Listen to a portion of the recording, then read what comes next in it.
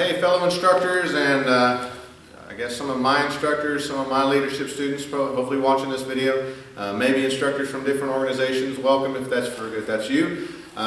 This week I want to talk about teaching focus the eyes during the stretch part of the warm-up. So mainly stretch kicks, crescent kicks, that's kind of what I'm looking at. I definitely need them if they're sitting down on the ground doing their stretches and all that stuff. I don't want them looking around at everybody else. I want them focused on what leg they're going over and just focusing on themselves. I don't want them watching everybody else bending their knees. But I'm using this mainly as a stretch kicks, going for height, or leg raises if that's what you call them. Crescent kicks, the big circles and all that. How teaching them to focus their eyes can help them see better their own results and can help them set goals, right? So we talk about in Ninja Fit, we have the 3 rules of concentration. We have focus your eyes, focus your mind, focus your body. All that comes into play, and honestly, one kind of bleeds into the other and helps the other focus as well. But for us, it's going to start, the discussion is going to start in focusing their eyes. I want their eyes on a specific thing. So let's say we got them doing stretch kicks. Maybe you're holding a target in front of them.Maybe you're not. Sometimes I like to let them hold their hand up here in front of them, and that gives them a target for them to reach for as they're trying to do that stretch kick. Sometimes there's no target, no hand out there, and maybe they got the mirror in front of them, and I want them watching themselves. I want them watching how high that foot goes every time they do that kick. Okay, so let's just say for purposes today, they got their hand out in front of you. And you got a white belt that doesn't think they can kick real high, so they start their hand down here. Okay, I hit it. All right. Part of focusing that, so you got to teach them what they just saw, and you got to help them put it together in their brain. What did I just realize? I put my hand here, and I kicked high enough to it. Okay, so did I kick? Did I kick where my hand was at? Yes. Okay, so my goal was to hit it here, and I did that. Yes. Yes, sir. Okay, well then, where's my next kick going to be? Is it going to be there still too? I guess not. So where do you think it should be? I guess a little bit higher, sir. Okay, so you're trying to help them learn something. In using their eyes to focus for where they're doing their stretch kicks at, you're teaching them a lesson about goal setting. Okay, and you can sit them down after this, or if you're doing stretch kicks and crescent kicks and then you're having them sit down and do stretches, you can discuss this with them, kind of a quick mat chat while they're doing stretches on the floor. That way you don't waste and lose a lot of time of your class, right? But teach them how this is goal setting, okay? I do this on purpose, students. I start my hand here because it's my first kick of the day and I just want to give myself a chance to warm up. So I do that and then, hey look, I hit it. Okay, then it's just me thinking like a black belt, not wanting to stay the same level the entire time, me setting new goals for myself and wanting to be better and better every time. The next kick, my hand goes up. Hey, look at that, I hit it, okay. And then it goes up and up and up. And I'm not gonna stop trying. If I can kick all the way up there, man, guess what? I'm gonna put my hand up there. If I hit right there before that, then the next kick, my hand's going up even higher. It's just how I work. It's how a black belt mentality is. And I'm learning to use my eyes. I mean, I can use my hand. I can feel it in my hand too, yes. But I'm using my eyes sometimes to help me see that. Maybe there's nothing there. Maybe there is a target somebody else is holding for me. But it's a mindset too I want to do. I want to focus on that target. I can't reach for it. I don't know how high that is unless I'm looking right at it and I'm focused on it. Right? Maybe it's not a target in front of me. Maybe I'm just looking at it right in front of me and my instructor's got me practicing keeping my hands up while I'm doing this. So I'm here and I'm keeping my eyes focused. How high do I think I'm going to kick this time? Boom, right there. Okay, now this time I'm going to raise my eyes a little bit higher.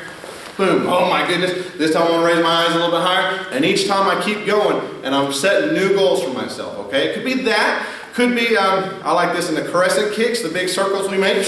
That's kind of fun. Okay.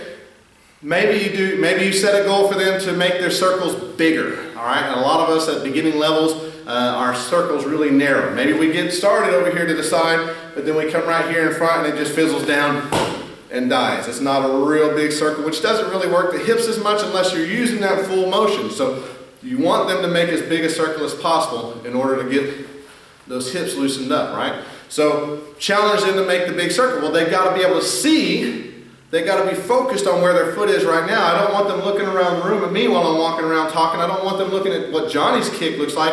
unless specifically I say, everybody stop what you're doing and focus right here. Little Laura, she's doing amazing kicks. Nobody can kick as big a circle as Laura. Watch her. Go. Now that's awesome. Everybody do it just like that. So for that couple of seconds, I have them focusing on Laura. But as soon as that's done, I want them back focusing on what their leg is doing, what their foot is doing. Focus their eyes straight where they're kicking and see it. Are you making your circle as big as Laura? Well, no, that didn't really look like the same. Whoa, that one was pretty good. Okay, so then they know.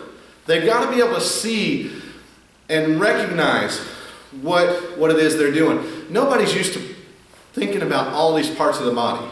Unless you've been a martial artist, unless you've been a gymnast or something for part of your life, a dancer, you're not really thinking about toes during anytime you're flinging your leg around, right? Whether your toes are pointed, pulled back, or whether your foot's flopping or not, you never even had to think about it. You didn't know you should be thinking about those parts. You're just trying to get your leg up and moving around right now.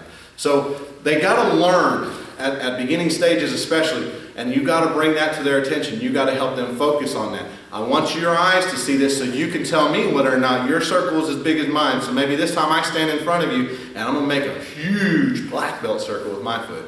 And let's see if you can make yours. You tell me whether yours is as big as mine. Ready, go. And you both do it and just get feedback from them. Let them tell you what they're seeing with their eyes. Because sometimes they're not seeing, they're not understanding what they're seeing. And they have a hard time putting it into words, or they don't know what to look for. Okay, so we're going to help them learn that. And then let's say the other thing I do as they get a little bit more advanced and they're understanding how to make the big circles, then the other thing I want them learning how to use those hip muscles and pulling that kick through. I don't want it just to go, oh, nice little big lazy slow circle. You ever watch Chuck Norris on Walker, Texas Ranger? Every crescent kick he throws is shoo, lightning fast, man. Even in jeans and boots, he's still throwing lightning fast. So I want my students to try to do that, and I challenge them on that when they're doing that in the warm-up. When we got our hands up and we do it from a front stance most times, so we're doing that crescent kick, working our hips out, then maybe the first one I'm getting them just a big circle. I'm letting them relax, and I'm not focusing on the speed of it yet. But then the second one, okay, now let's start getting a little quicker. Third one, faster.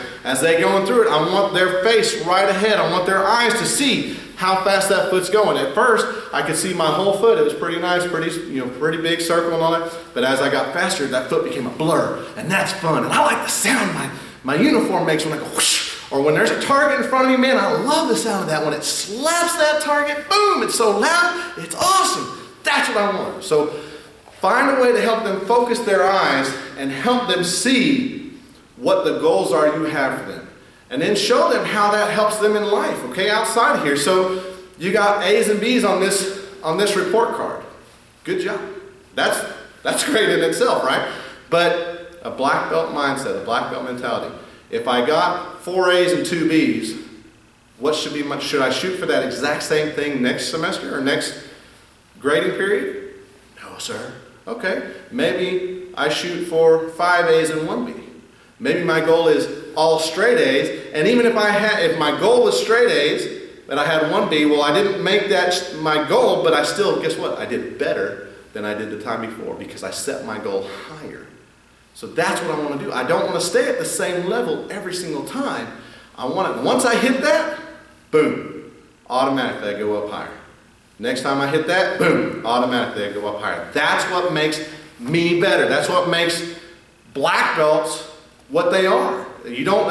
Hopefully you don't go around seeing stinky black belts. People that can't kick above their shin and can't do a pretty move to save their life. All their moves look sloppy. That's not what most people think of as black belts. Okay? Black belt needs to mean something. And black belt needs to, when you watch a black belt do something in class, there needs to be something there that you look at and go, oh, that's what I want to be able to do. I want to be able to do it like that. Not all of us can sit there and do the split kick straight up in the air, but still we've all got our strengths and we all should be able to make whatever the techniques are we're dealing with and addressing and teaching in class, we should be able to make them look good. Hopefully, make them look better than the level of class you're teaching. That's your goal, right? So, as you're doing this, show them, not just here in Taekwondo, how setting that goal and reaching for a different one, a higher one next time, makes them better. But talk to them about something that can affect them in their life, right? Even with adult classes. My goal in my day job at work is not to stay at the same level for the rest of my life. If I stay at the same level job title-wise, then my goal sure isn't to keep the same money every year. But as I've been there longer and longer, and I've got more experience and more knowledge of whatever industry it is, then even if I stay the same title, next year I want a pay raise. The year after that, I want a pay raise because I want the company to understand and recognize that I'm worth more now because I've lasted with them longer. I've seen them through more ups and downs. I've been around the block a few more times than the normal guy who would come in on day one at that job level. So it's focusing here, teaching folks in their eyes can help relate to a lot of other things outside of here. So this week as you're working as an instructor to either do it for yourself in class or train your staff of other instructors and leadership students who are going to be setting goals and writing out lesson plans for what they're going to do to help out in class this week. See if you can work that in. See if you can teach that to your students and show them, not only them, their parents. Okay, use that as another sales opportunity right there, okay? I know you got your kids in class and we talked to them and you said you were interested in your kids learning focus. Okay, let's show about how we're using just those stretch kicks in our class to work on focus. How can that make you better, Johnny? How can you? And you talk to them about that and how that can affect them in their daily life outside of here.